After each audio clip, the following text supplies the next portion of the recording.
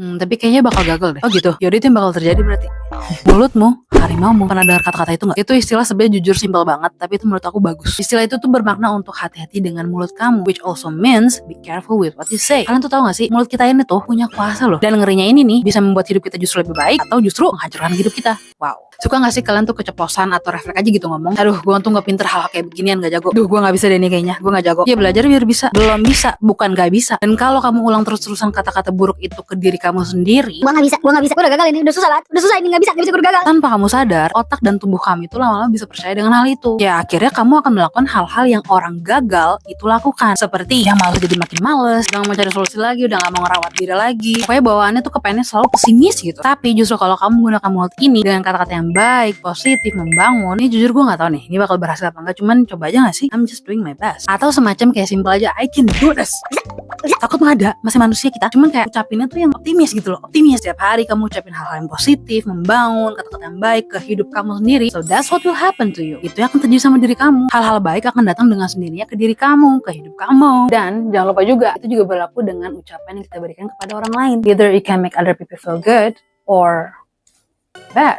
Jangan belaga, oke deh, lu tuh gak biasa kan dengan hal kayak gini. Lu tuh hal begini malah bisa sih. Ragu gue sama lu, udah lah, gak sampai resiko. Well ya aku ngerti sih, kadang ada masa-masanya kita tuh mungkin kayak kurang setuju dengan apa yang akan dia lakukan. Atau mungkin teman kamu kurang setuju. Tapi perlu digarisbawahi bahwa kita itu bisa loh ngomong ke mereka tanpa harus merendahkan mereka, tanpa harus menjatuhkan mereka. Ngasih saran atau ngasih opini ke orang lain, itu tuh gak harus diakhiri dengan membuat orang itu merasa buruk. Yang ada justru saran kamu aja gak nempel di dia, yang ada ucapan ejekan kamu yang nyantol banget di pikiran dia. Tambah lagi mungkin dia jadi jengkel sama kamu. Jadi salah kan tujuannya? Padahal mungkin awalnya niat kamu tuh cuma mau ngasih saran aja. Mungkin aja bisa seperti, lo yakin gak nih tapi? Ya kalau saran dari gue pribadi kayak gini.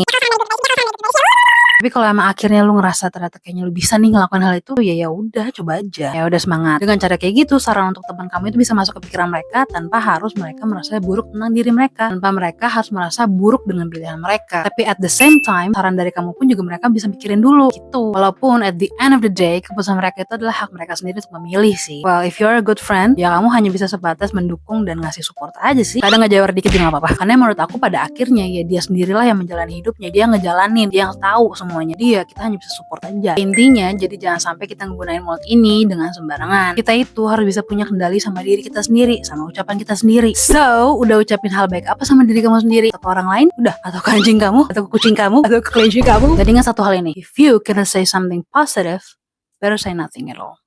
Buat kamu yang suka konten seperti ini, jangan lupa untuk klik follow, and I will see you guys in my next video. Adios.